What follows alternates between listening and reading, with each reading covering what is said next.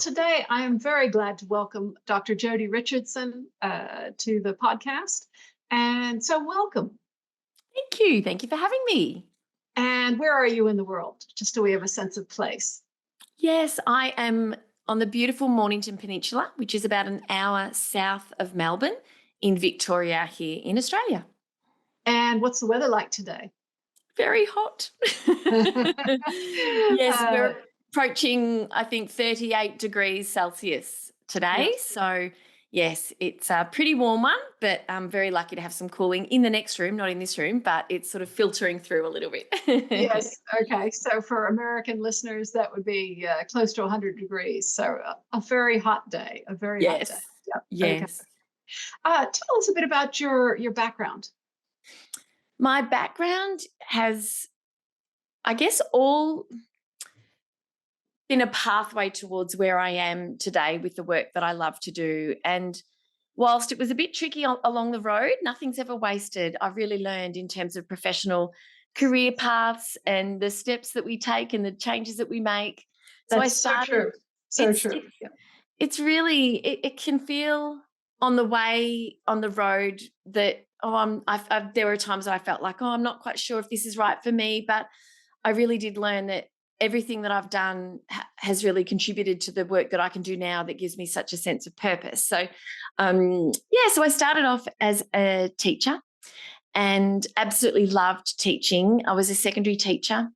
I've always had a very strong love of physical health, mental health, well-being, and science. So it makes sense that I taught physical education and chemistry. Mm.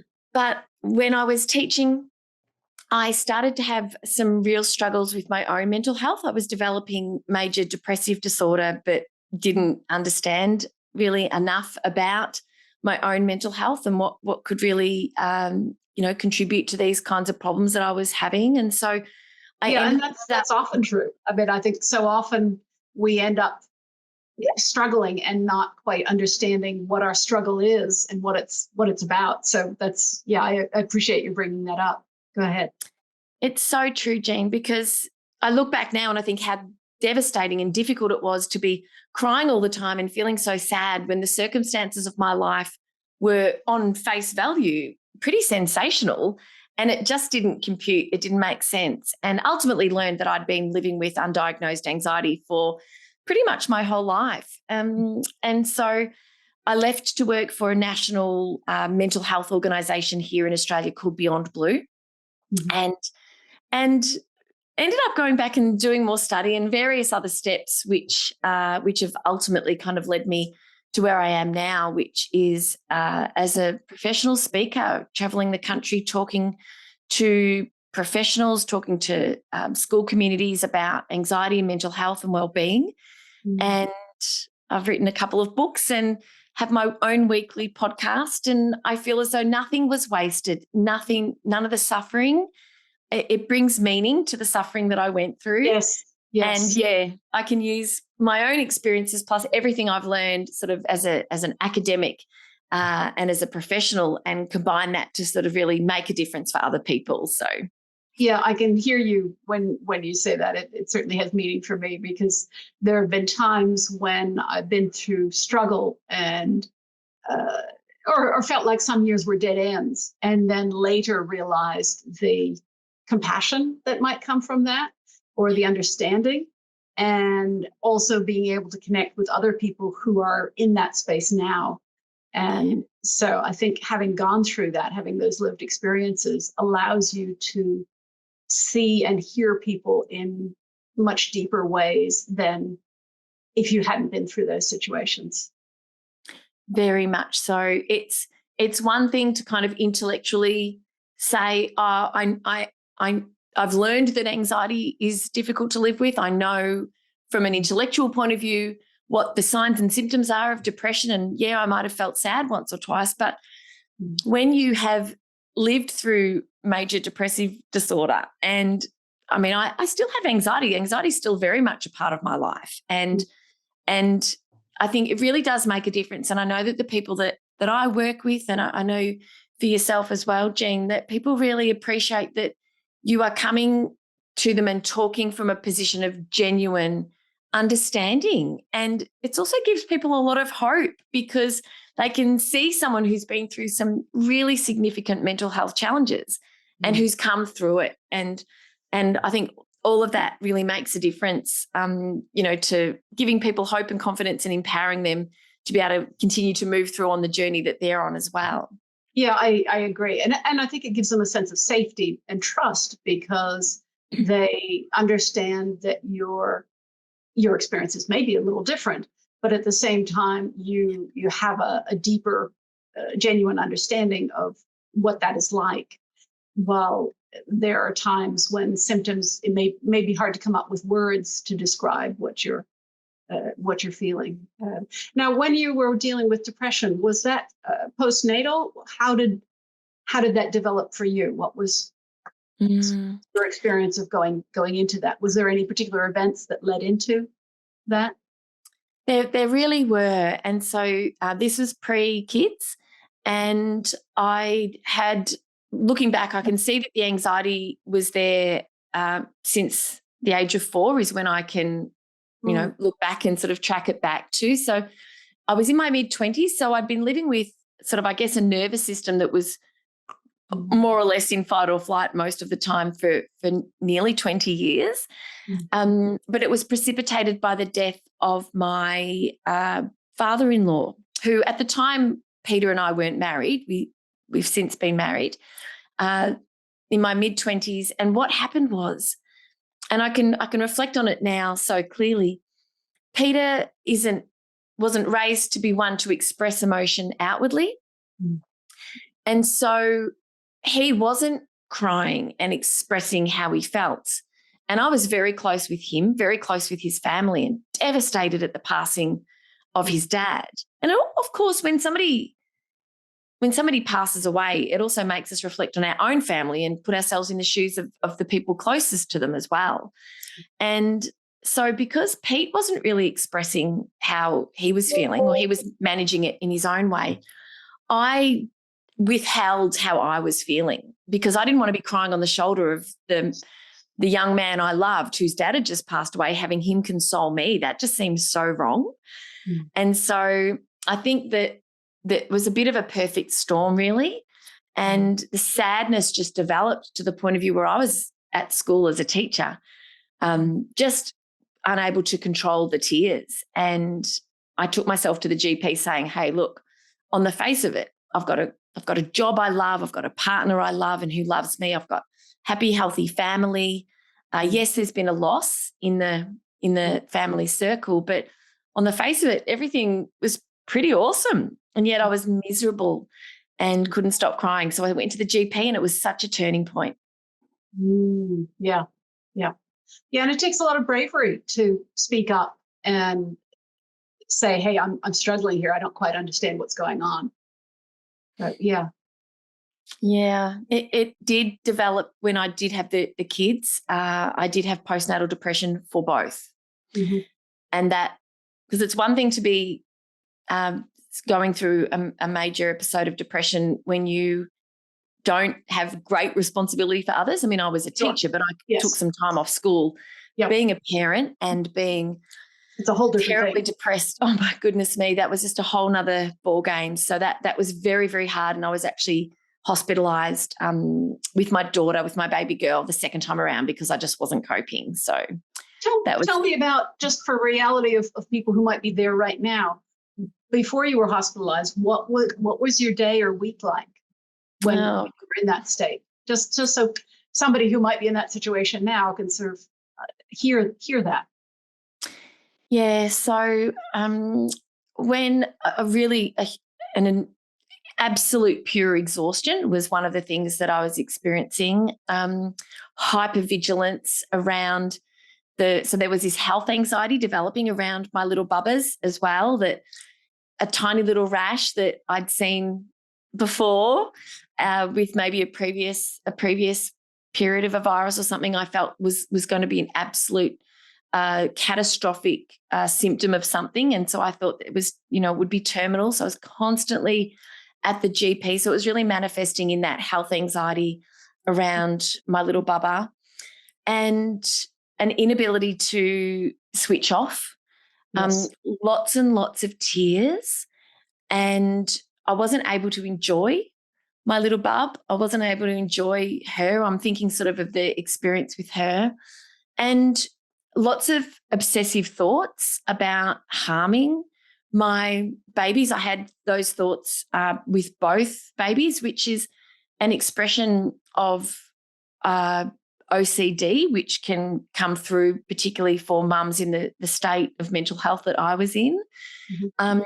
I'd never intended on harming my kids, and I didn't want to tell anybody because I thought they'll be taken away. But it's really common for women, and a lot of women are too ashamed and frightened to share that they're having thoughts of a baby that won't settle, and sort of, wanting to just throw the baby out the window. It's a thought in your mind. You're not going to act on it.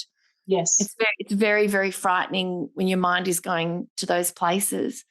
Yeah, And as parents, we're not really, and certainly as mothers, you're supposed to be the all giver, loving person who solves everything and keeps going. And to admit there's any negative feelings that you're really struggling, or that, yeah, you'd like time off, and to get rid of a child for a time is, yeah, you're sort of not allowed socially. And so I can see how that would be extremely distressing and just not something you could talk about, and then it bottles up and festers.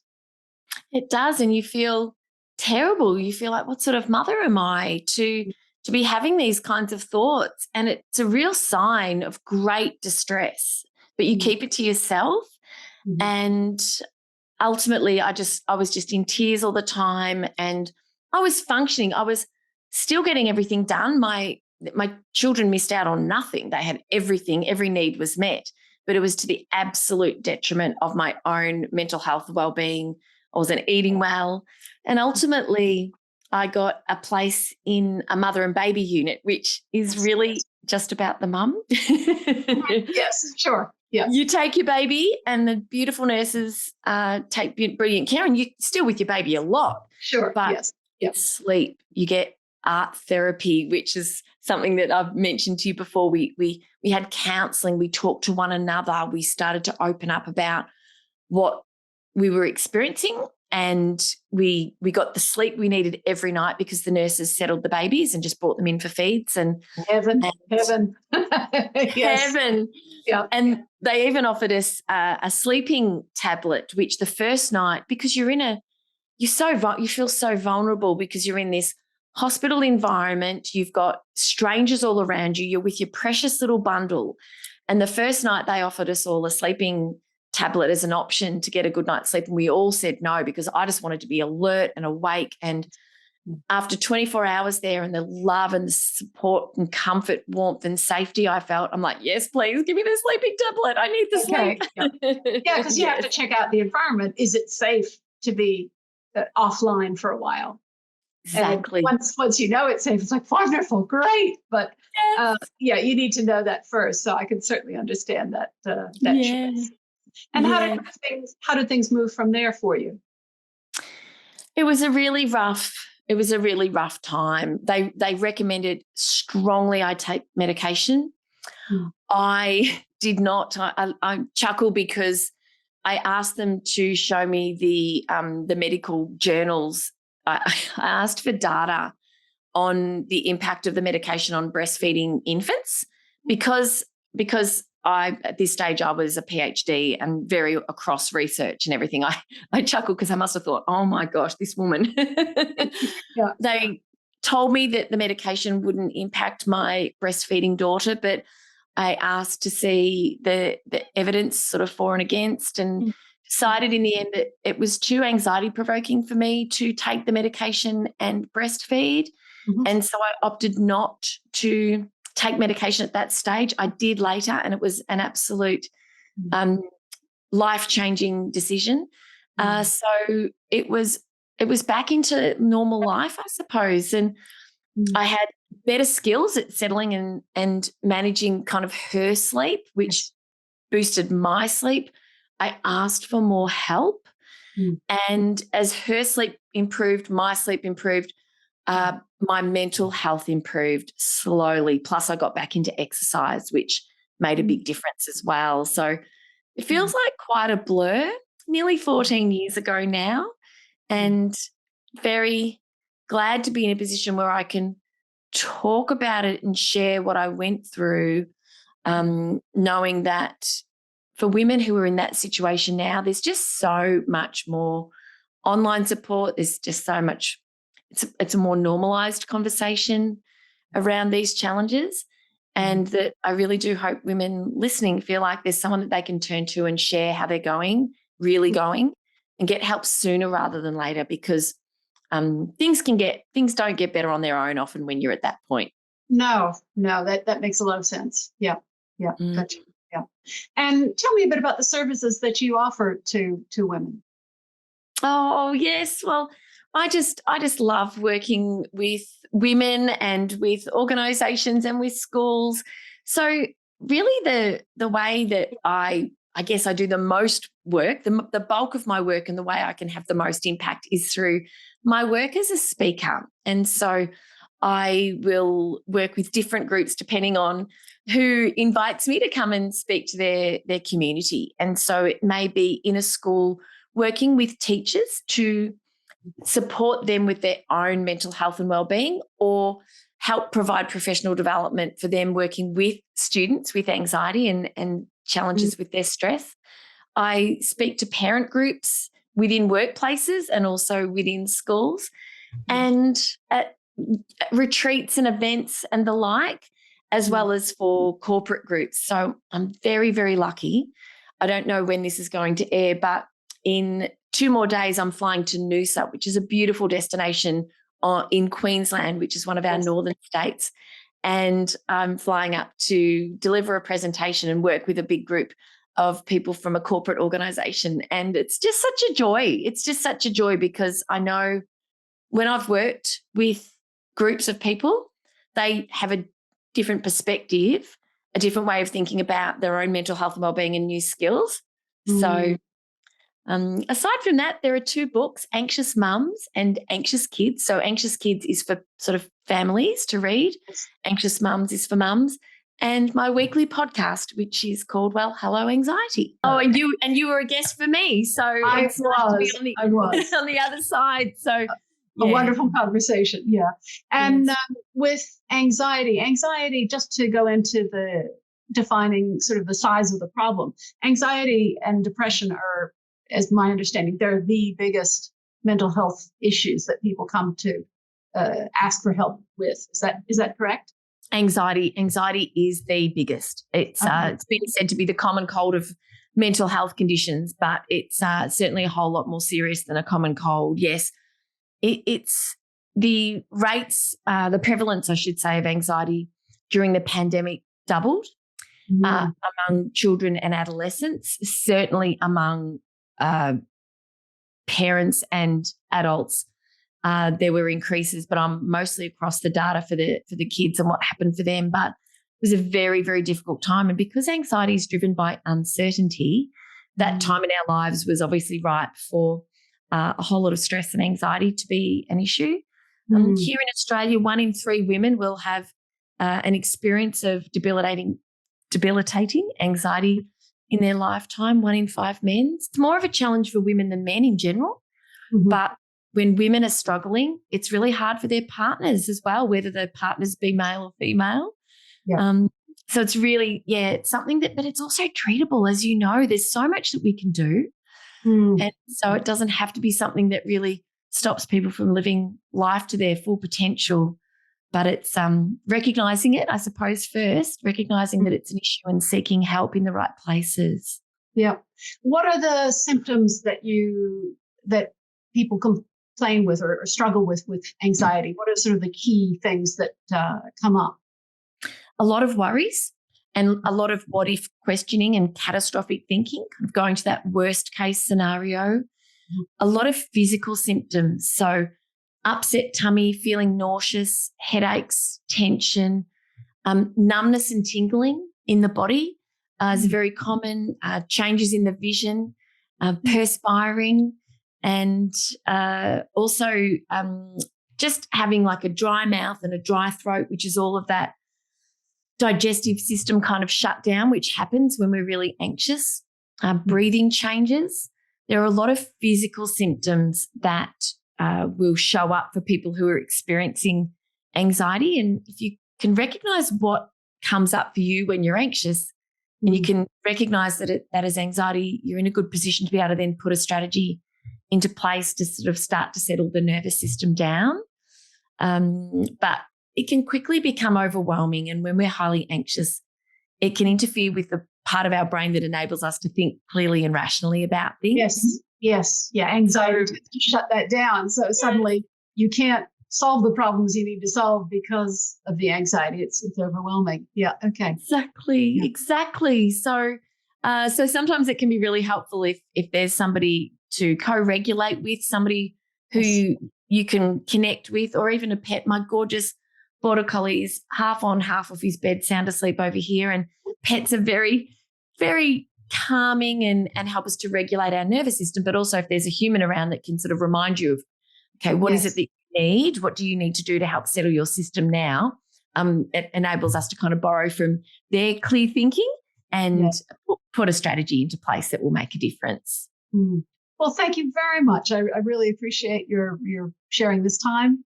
And I'm very happy to list your books and to give a link to the podcast so that people can connect with you and learn more from you about handling anxiety and other mental health issues. Thank you. Thank you, Jean. Thank you so much for having me. You're welcome. You're welcome.